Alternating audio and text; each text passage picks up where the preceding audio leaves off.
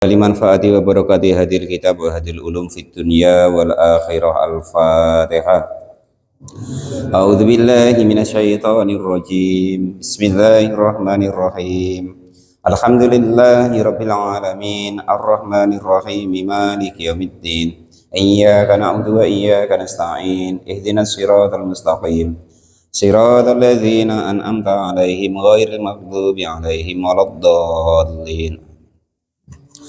Bismillahirrahmanirrahim. Qala al-mu'allif rahimahullah wa nafa'ani bi ulumihi fid dharain amin ya rabbal alamin. Wa sunanuhu, adapun sunah-sunahnya wudu, tidak menentukan sah dan tidaknya wudu. Andaikan kita kerjakan itu menyempurnakan wudu kita, gitu ya. Tidaknya kemarin itu ada 6 sudah ya. Niat di dalam hati ketika air sampai di wajah kita, yang pertama. Yang kedua kemarin membasuh wajah, nah, itu yang penentu sah dan tidaknya ya. Batas-batasnya wajah sudah kemarin. Membasuh kedua tangan sampai siku, mengusap sebagian kepala, membasuh kedua kaki hingga mata kaki, urut atau runtut atau tidak diterangkan. Yaitu yang menegaknya wudhu kita sudah kemarin ya. Nanti kalau yang belum paham boleh bertanya. Nah, kalau nanti tidak sah wudhu kita, ya maka nanti sholat kita nggak sah secara fikihnya, secara syariatnya. Ya, sekarang tambahan atau penyempurna wudhu kita atau sunah-sunah daripada wudhu. Nah, karena sunnah, andaikan kok sengaja ataupun nggak sengaja dikerjakan, maka tidak berpengaruh dengan sah dan tidaknya wudhu kita. Itu begitu ya. Wa sunanuhu, adapun sunah-sunahnya wudhu, ayil wudhu artinya wudhu, itu asaratu asya'a, diterangkan dalam kitab Fathul Qorib sini ada 10 perkara. Walaupun nanti sebenarnya banyak sunah-sunah yang lain, cuman ini sunah-sunah pokoknya. Wa fi ba'di nuski, dan diterangkan di sebagian redaksi kitab yang lain. Wa fi ba'di nuskil matani, dan diterangkan di sebagian redaksi kitab matan yang lain. Asaro hisolin, tulisannya bukan asaratu asya'a tetapi asaro hisolin. Yang pertama itu astasmiyatu, membaca tasmiyah. Tasmiyah itu apa sih Pak? Tasmiyah itu ya bismillah gitu ya. Awaluhu, di awalnya. Jadi sebelum berwudu membaca tasmiyah. Tasmiyah itu wa aqalluha, dan adapun paling sedikit-sedikitnya tasmiyah itu bismillahi, lafadz bismillahi. Wa akmaluha, dan sempurnanya tasmiyah itu bismillahirrahmanirrahim, lafadz bismillahirrahmanirrahim. Itu diusahakan apapun yang nak kita kerjakan, sesuatu kebaikan, itu usahakan baca tasmiyah atau baca bismillah. Istilah dalam Islamnya bismillahirrahmanirrahim itu namanya tasmiyah, gitu ya. Kalau la haula wala quwata illa billah itu hauqalah. Kalau subhanallah, subhanallah, subhanallah bihamdi, subhanallah itu namanya tasbih. Kalau la ilaha illallah, la ilaha illallah itu namanya tahlil. Nah, kalau Allahu akbar, Allahu akbar, Allahu akbar itu namanya takbir. Kalau alhamdulillah, alhamdulillah, alhamdulillah dan lain sebagainya yang berhubungan dengan itu namanya tahmid. Nah, itu ya. Nah, jangan sampai bingung. Apa sifat tasmiyah itu? Nah, akhirnya nggak tahu, padahal tasmiyah itu penyebutan namanya Allah Subhanahu wa ta'ala, gitu artinya itu. Qala al-mu'allif rahimahullah. Nanti ada orang ngomong tasmiyah nggak paham apa tasmiyah itu, penyebutan namanya Allah Subhanahu wa ta'ala. Jadi andaikan pun umpomo, ini umpomo Bang Firman kok nak ngomong bismillahirrahmanirrahim ya boleh, bismillahirrahmani ya boleh, gitu loh ya, dan lain sebagainya. Mana di situ adalah sifatnya Allah disebut, maka itu namanya termasuk tasmiyah. Nah, itu begitu. Dan setiap apapun itu pekerjaan yang baik, yaitu usahakan membaca tasbih atau bismillah tadi. Karena para ulama-ulama ahli tasawuf itu mengatakan sekarang syirik itu bukan di perkara-perkara ibaratnya yang nyembah batu, nyembah pohon, bukan begitu katanya. Kalau zaman sekarang syirik itu malah terjadi di hal-hal yang kebiasaan kita. Contoh Bang Edi sakit kepala, pening ya kan, minum bodrek atau oskadon, wah, untung ada bodrek katanya. Nah, itu. Nah, kalau nggak disebut bismillah dulu ketika baca apa namanya, ketika minum obat tadi, maka kata para ulama tasawuf itulah termasuk nanti syirik-syirik. Karena kita menganggap bahwa bodrek itu yang menjadikan apa namanya, pening atau sakit kepala hilang. Itu makan juga begitu, asalnya laparnya minta ampun, ketika makan ya kan tem makan habis untung sudah makan, akhirnya kenyang, nah, kan gitu, mati aku kalau tidak makan, nah, kan gitu. Maka yang menghilangkan menganggap seperti itu tuh berkuasa atau mampu menjadikan kenyang atau menghilangkan sakit kepala tadi, justru itulah yang disebut syirik. Nah, menganggap sesuatu itu mampu untuk membuat sesuatu yang lain itu terjadi, padahal apapun yang terjadi itu atas kehendak atau perbuatannya Allah Subhanahu wa Ta'ala. Untuk menghilangkan adat-adat yang menjadikan kita terjadi syirik seperti itu, maka oleh para ulama tasawuf itu mengatakan bismillah itu wajib. Nah, sebelum minum obat, sebelum makan, bahkan sebelum itu kalau kita mau sama istri itu, nah, itu sebenarnya wajib, nah, gitu loh ya. Katanya kalau kita tidak pakai itu dulu, nggak bismillah dulu, itu nanti ada setan yang ikut, ikut bergelut di situ. Ya kan sayang nanti kita diselingkuhin sama setan ya kan. Padahal perasaan kita lah ya kan. Nah, itu seperti itu. Wa akmaluha, dan adapun sempurnanya tasmiyah itu bismillahirrahmanirrahim, lafadz bismillahirrahmanirrahim. Nah itu ya. Pak, katanya kalau nak nyembelih nggak boleh Pak bismillahirrahmanirrahim. Maksudnya nak nyembelih kok kasih sayang. Wah, itu nggak paham berarti kita. Justru hewan yang disembelih secara syariat itu dikasih sayangi. Itu loh. Kita tuh kadang itu tidak tahu, tapi komentar tentang hukum, ya kan? Komentar tentang hukum agama, lah itu yang menjadi nanti dilun, mudilun, sesat dan menyesatkan. Ya sudah, kelasnya kita masih ngaji ya ngaji wae, kalau kelasnya guru ya guru wae, gitu, nggak usah pindah apa ya, pindah level gitu ya. Level kita apa, makmum wae, nggak usah ngomentari imam gitu. Kelas kita, level kita ngaji ya ngaji wae, nggak usah sok-sok jadi guru ya, seperti itu. Akhirnya itu salah server gitu. Ada pula nanti yang ngomong minuman keras tuh kalau dikit nggak haram kalau nggak mabuk. Loh, macam mana itu hukum kok begitu? Padahal di Quran, di hadis, minuman keras tuh sedikit ya haram, banyak ya haram, kan gitu. Kok dia buat ijtihad hukum pula? Nah, itu kalau bisa jangan begitu ya. Kalau kita tidak paham nggak usah, nanti didengar orang lain, dikiranya hukum itu benar gitu loh ya. Akhirnya diikuti, wah kata Pak Kadus yang ngomong itu, wah kata Pak Kadus kalau dikit nggak apa-apa kok, kalau nggak mabuk nggak apa-apa. Akhirnya padahal minum, padahal kan jadi repot Pak Kadus ya. Padahal itu keliru kan itu. Akhirnya dilun, mutilun, sesat dan menyesatkan, itu begitu. Entah, nggak tahu lah Pak ya, itu penting begitu hukumnya ya. Ini umpomo, Pak saya tuh pelupa, ketika mau wudhu lupa nggak baca basmalah dulu, atau ketika nak makan belum baca basmalah dulu, atau ketika minum obat belum baca basmalah. Bagaimana solusinya Pak?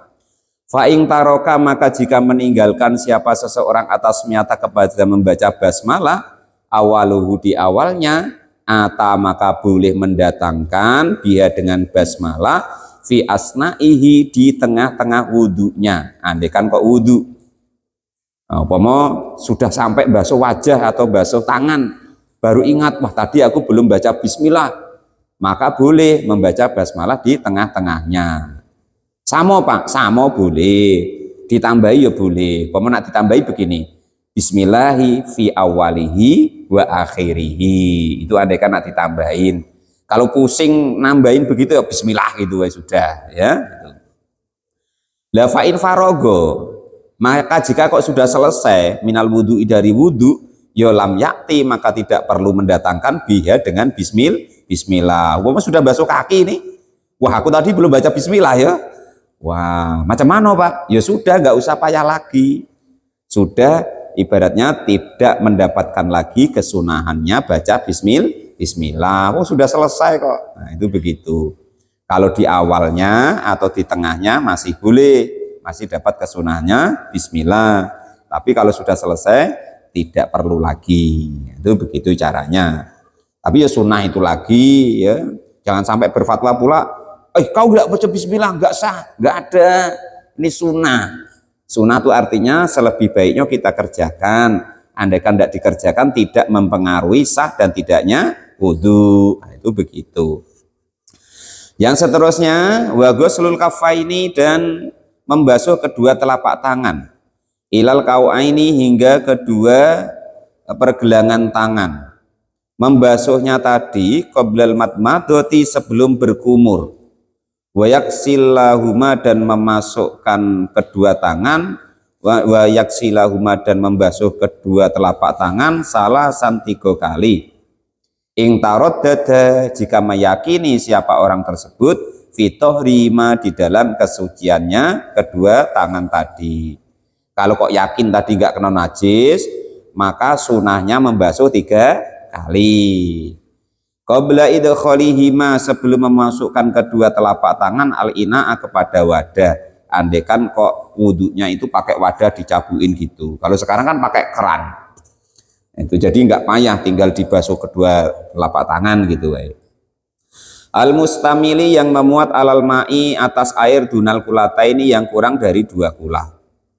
Fa ilam yuksilhuma, maka andekan kok tidak memasukkan kedua tangan, karroha, maka hukumnya makruh lahu bagi orang tersebut apa gomsohuma, memasukkan kedua telapak tangan fil ina'i, di dalam wadah yang ada airnya kurang dari 2 kulah tadi.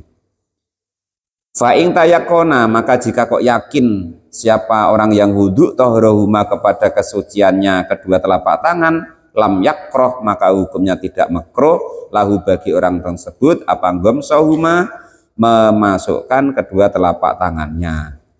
Jadi ini prakteknya itu andekan kok wudhunya tuh di dalam ember ya.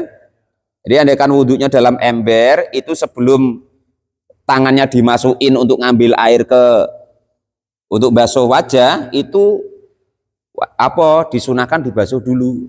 Takutnya nanti ada najis segala macam yang tadinya itu mengenainya. Itu andaikan kok wudhunya pakai ember yang kecil, nah, itu seperti itu. Takutnya nanti menjadi mustakmal airnya, itu begitu. Nah, kalau kok yakin tangannya sudah bersih, septi sudah umpama kan, ya boleh tadi. Itu seperti itu. Yang seterusnya sunah-sunahnya wudhu lagi, wal madmadatu, dan berkumur. Berkumur berarti hukumnya sunnah. Andaikan berkumur ya dapat kesunahan, andaikan enggak ya tidak mempengaruhi sah dan tidaknya wudhu kita.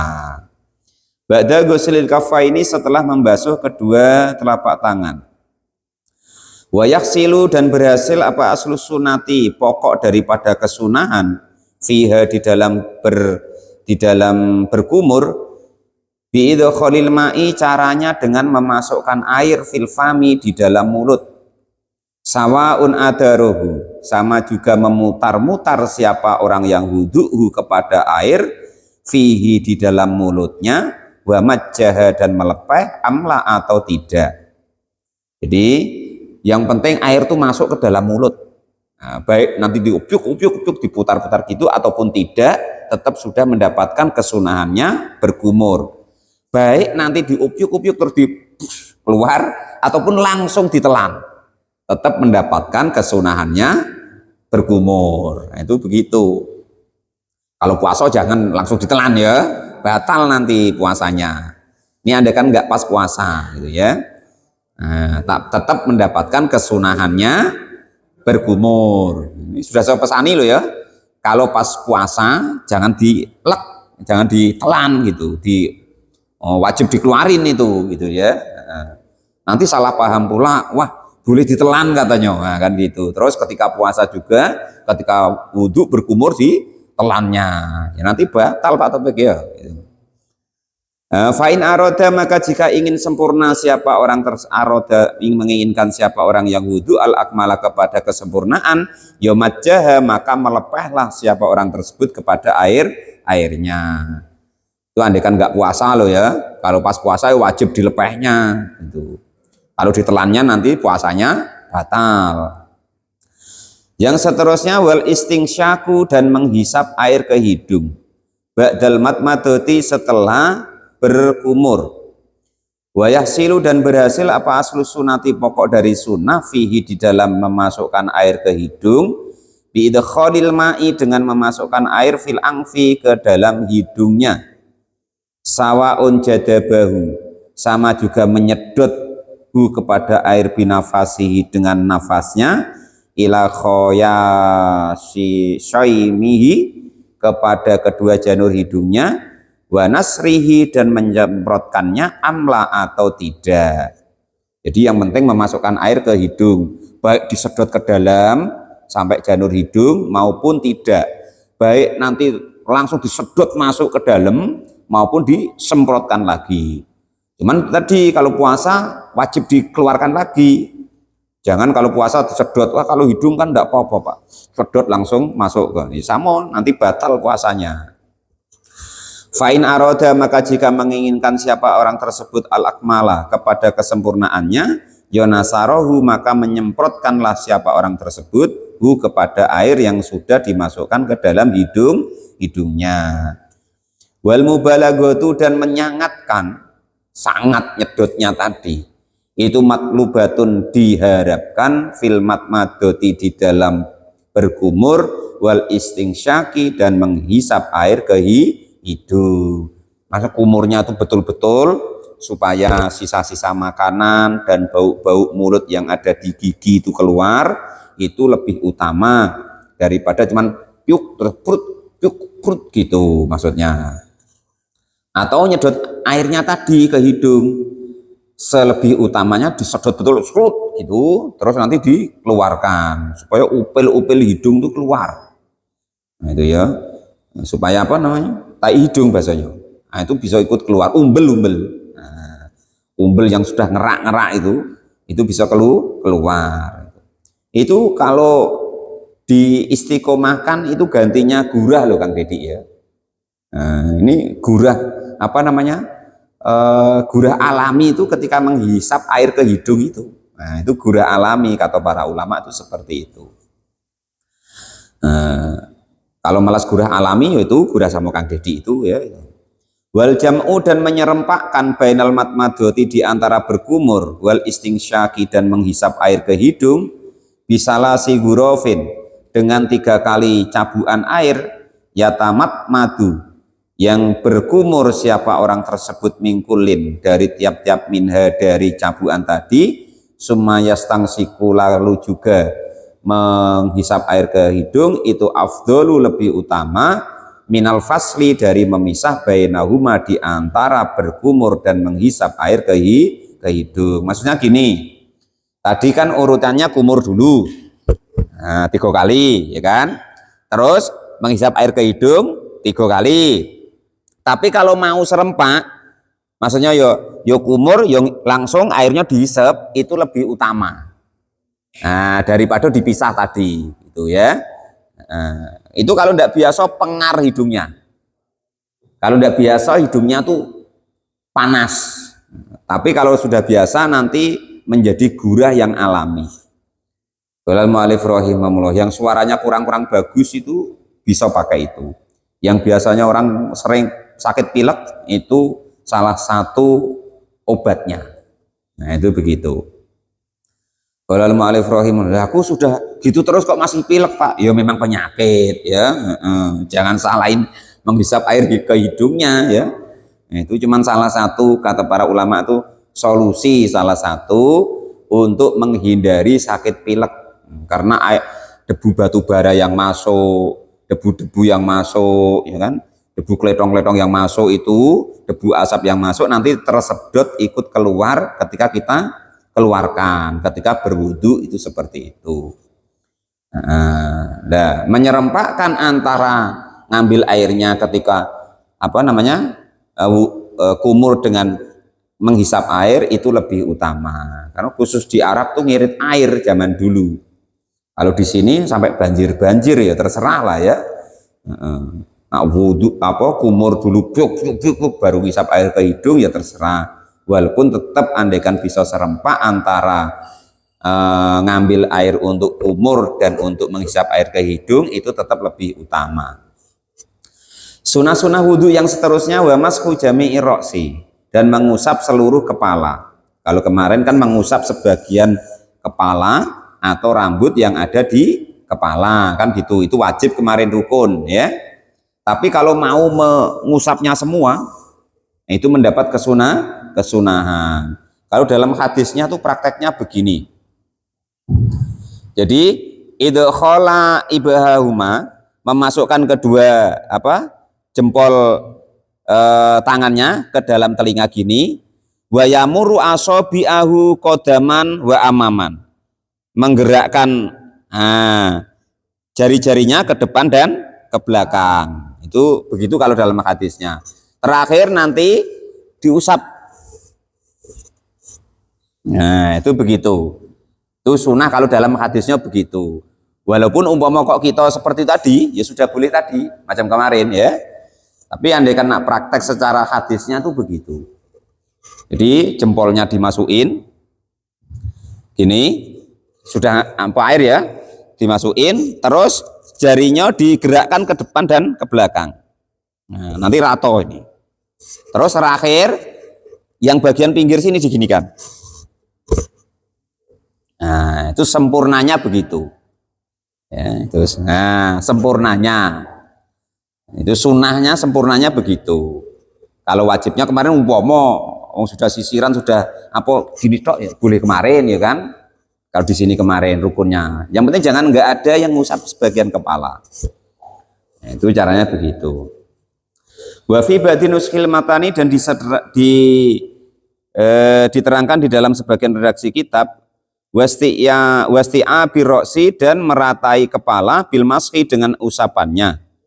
Amma mashu ba'di roksi adapun mengusap sebagian kepala fawajibun maka hukumnya wajib atau rukun. Kama seperti keterangan sabako yang sudah lewat kemarin. Walau lam yurid wa andaikan teko tidak menginginkan siapa orang nas'uma kepada mencopot sesuatu ala roksi yang di atas kepalanya min imamatin dari surban wanahwa dan sepadannya surban kamulah maka sempurna mengusap seluruh kepala bil maski dengan mengusap alaiha kepada surbannya tadi. Jadi andaikan tuh pakai surban, nah dicopot-copot kan payah, jadi boleh nanti diusap semuanya. Nah kan mengusap tidak harus mengalir.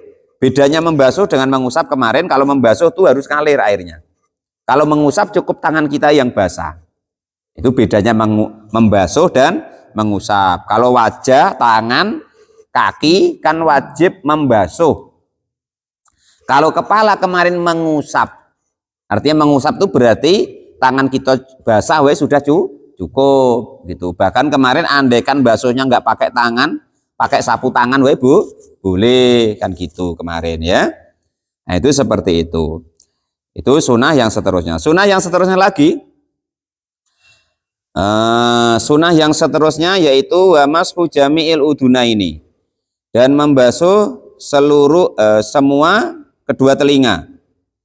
Membasuh semua kedua telinga. Doirohuma baik bagian luarnya wa batinahuma dan bagian dalamnya bimain dengan air jadidin yang baru. Air ghairu balali roksi artinya bukan air yang basah untuk membasuh sebagian kepala tadi. Wasunnatu dan adapun kesunahannya fi kaifiyati di dalam tata cara fi kaifiyati masfuhuma di dalam tata caranya mengusap kedua telinga.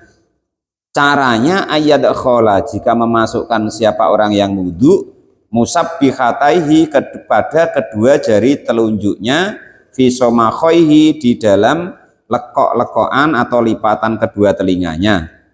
Wayadirohuma dan menggerakkan keduanya ala mu'atifin atas lempit-lempitan atau lipat-lipatan. Wayamurru dan menggerakkan ibahamaihi kepada kedua jari ini apa namanya jempolnya ala dohirima atas belakang daripada telinganya. Sumayal suku lalu menemukan kafaihi kepada telapak tangannya.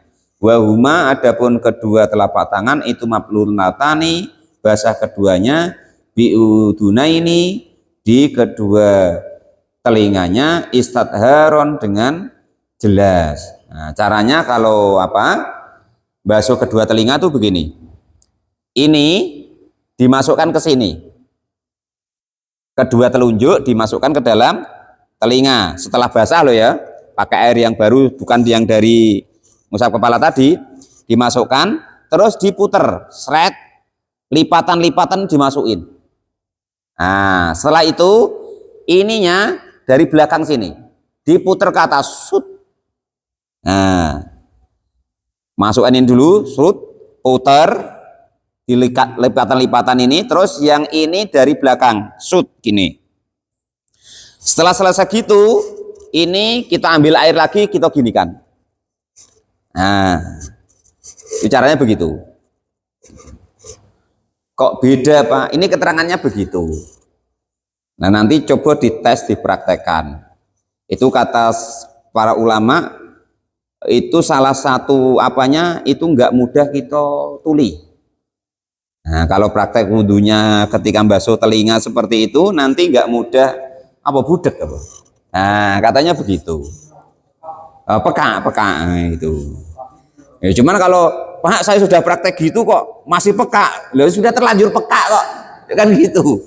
Maksudnya dari awalnya gitu loh ya, dari awalnya dulu ketika masih muda itu begitu caranya. Nanti tua itu tidak mudah peka itu. Lah mau Pak Imam, Pak Topik kok praktek gitu, aku kok masih peka Pak Guru? Ya karena prakteknya sudah tua, cuman seidak-idaknya berkurang ya. Nah itu begitu. Nah kalau al-mu'alif rahimahullah wa nafa'ana wa nafa'ah ayo pokoknya itu umpama kok beranggapan begitu kan gitu. Qala al-mu'alif rahimahullah. Yang seterusnya wa tahlilul lihati dan menyisir-nyisir jenggot al-kasati yang tebal. Kemarin ketika rukunnya, ketika laki-laki kok jenggotnya tipis kan wajib kena air sampai kulitnya. Laki-laki kok jenggotnya tebel kan boleh dibasuh luarnya saja. Kan begitu kemarin. Tapi kalau mau menyisir-nyisir sampai jenggotnya basah semua sampai ke kulitnya, maka mendapat kesunahan. Itu maksudnya begitu. Bimas selasati minarijali dengan 3 kali, kalikan minarijali dari golongan, minarrojuli dari golongan laki-laki. Amalihatu rojuli adapun jenggotnya laki-laki al-khafifati yang tipis, walihiyatil mar'ati dan jenggotnya perempuan, wal khumsa dan wandu, fayajibu maka hukumnya wajib apa tahlilahuma menyisir-nyisir kedua jenggot baik laki-laki yang tipis maupun perempuan yang tebal tadi. Jadi kemarin kalau laki-laki berjenggot tebal kan boleh dibasuh luarnya saja kan gitu kemarin. Lah ini kalau mau membasahi sampai basah sampai ke kulitnya maka mendapat kesunahan. Nah kalau perempuan umpama kok berjenggot ketika wudhu, baik jenggotnya tebal maupun tipis, jenggot yang di wajah loh, Pak Sekdes ya, jangan dibayangin yang macam-macam loh. Jenggot perempuan kan di sini, bukan yang lain, yang di wajah maksudnya jenggot tuh. Nah itu kalau perempuan kan tetap wajib dibasuh sampai ke kulitnya kemarin, walaupun tebel, kan gitu kemarin. Maka ya hukumnya wajib, bukan sunnah lagi gitu ya. Itu. Wa kaifiyatuhu dan tata caranya menyisir-nyisir jenggot ayat khola jika memasukkan siapa arrojuli laki-laki asobiahu kepada jari-jarinya min asfali lihyati dari bawah jenggotnya. Yang seterusnya sunah-sunahnya wudhu wa tahlilu asobi ilyati, dan menyisir-nyisir ngapurancang gini, jari-jari tangan kedua tangan ini dan kedua kaki. In wasola jika kok sudah sampai apa almau air ilaiha kepada jari-jari tadi min ghairi tahlili dari tanpa menyela-nyelainya atau mengapurancang atau apa menyisir-nyisir gini. Fa'ilam yasil maka jika tidak sampai apa air ilabihi kecuali dengan digini-giniin, contohnya kalasobi'i seperti jari-jari al-multafati yang pecah, wajaba maka hukumnya wajib apa tahliluha menyela-nyelai atau menyisir-nyisiri jari tadi hingga sampai air itu sampai gitu. Fa'ilam yakti maka jika tidak sampai apa tahliluha menyisir-nyisir jari-jari lalitahamiha bukan untuk menyobeknya atau memecahnya, itu haramun hukumnya haram. Pokok kira-kira sampai baik. Haram apa fatakuha memecahkan jari-jari yang lengket tadi. Litahlili untuk menyela-nyelai. Wa kaifiyati tahlil yadi dan adapun tata caranya menyela-nyelai atau menyisir-nyisir kedua jari tangan itu bitasbiki dengan begini. Nah, warijla ini dan menyela-nyelai kedua kaki, jari kaki biayabda'a jika memulai siapa orang yang wudhu bihingsori yadihi dengan bagian jari-jari kaki kirinya apa jentik ya, jentik kaki kirinya min asfari rijli dari bawah kaki. Jadi dari apa jentiknya dimasuk-masukin tangan gitu, dimasukin air. Mubtadian dengan memulai bihingsori rijli dengan jari-jari kaki al-yumna yang kanan, khotiman dengan diakhiri bihingsori yusra dengan jari-jari yang bagian kiri. Sunah yang seterusnya wa taqdimul yumna dan mendahulukan bagian kanan min yadaihi dari kedua tangan warijlaihi dan kedua kaki alal yusra mengakhirkan kaki atau tangan yang kiri minhuma dari kedua tangan atau kaki. Amal udwani adapun anggota badan alladani yang kedua-duanya itu yashalu mudah apa ghusluhuma membasuh kedua anggota yang mudah tadi ma'an dengan serempak. Dicontohkan di sini kal khaddaini seperti dua pipi, fala yuqaddimu maka tidak perlu mendahulukan al aimana yang bagian kanan minhuma dari kedua pipi. Kalau pipi ya serempak nggak apa-apa, nggak perlu kanan dulu baru kiri, nggak perlu. Bal yataharoni balik menyucikanlah siapa orang tersebut daf'atan dengan bilangan wahidatan yang sekali. Itu sunah-sunah yang 10 tadi. Wadakaro dan menerangkan siapa al-musonef ini fukiai musonef sunniyata taslisil udwi sunahnya menigakalikan anggota badan al-magsuli yang dibasuh wal mamsuhi dan diusap fi qaulihi di dalam dawuhnya kiai musonef. Tanggung dikit lagi ya.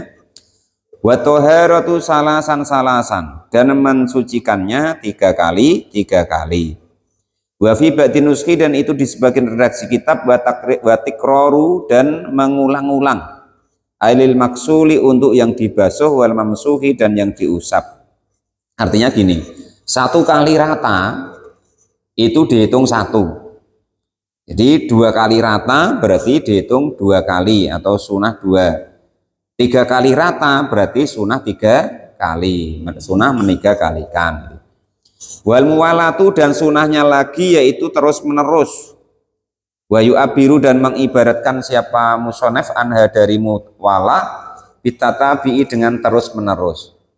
Wa ya adapun al muwala itu ayal alayah sila jika berhasil bainal udwaini antara kedua anggota badan tafrikun kepada pemisah tafrikun itu pemisah kasirun yang lama.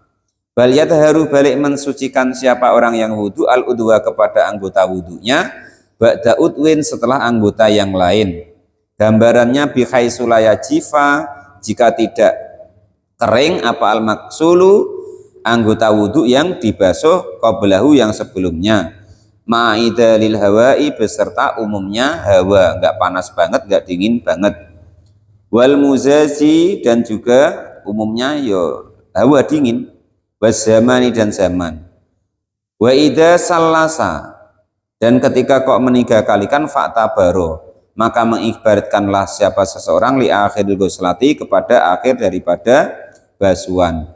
Wa innama tungdabu dan semestinya disunahkan apa al muwalatu terus menerus fi ghairil wudu'i di selain wudu juga. Fi ghairi wudu'i sahibu darurati selain wudunya orang yang ada darurat. Amma huwa adapun orang yang ada darurat fal mualatu maka adapun terus menerus itu wajibatun hukumnya wajib fi haqqihi di haknya orang yang mempunyai darurat. Wa baqa dan masih ada lagi lil wudu itu wudu apa sunanun sunah ukhra yang lain madkuratun yang diterangkan fil mutawalati di dalam kitab yang panjang lebar keterangannya. Artinya gini, mualah itu ketika sudah basuh wajah, ya usahakan langsung basuh tangan. Itu. Dan basuh tangan ya usahakan ngusap sebagian kepala dan seterusnya. Jangan ibaratnya itu basuh wajah, terus basuh tangan lagi, Pak Topik rokoknya masih separuh. Ditinggal ngerokok dulu. Sampai rokoknya habis baru ngusap sebagian kepala. Nah, itu tidak dapat mualah. Itu. Bahkan kalau yang anggota wudhu yang tadi sudah kering, di hawa yang sedang seperti ini malah tidak sah, wajib ngulangi. Mualah itu seperti itu, ya itu terus menerus. Nah, itu seperti itu. Walal mu'alif rahimahullah dan masih banyak sunah-sunah lagi yang selain diterangkan ini tadi, yang diterangkan di kitab-kitab yang lebih lebar keterangannya. Contoh yaitu doa-doa, ya Pak ya, doa-doa ketika basuh anggota badan dan doa sesudah wudhu dan lain sebagainya yang tidak diterangkan di sini. Wallahu a'lam bishawab. Alhamdulillahirabbil alamin.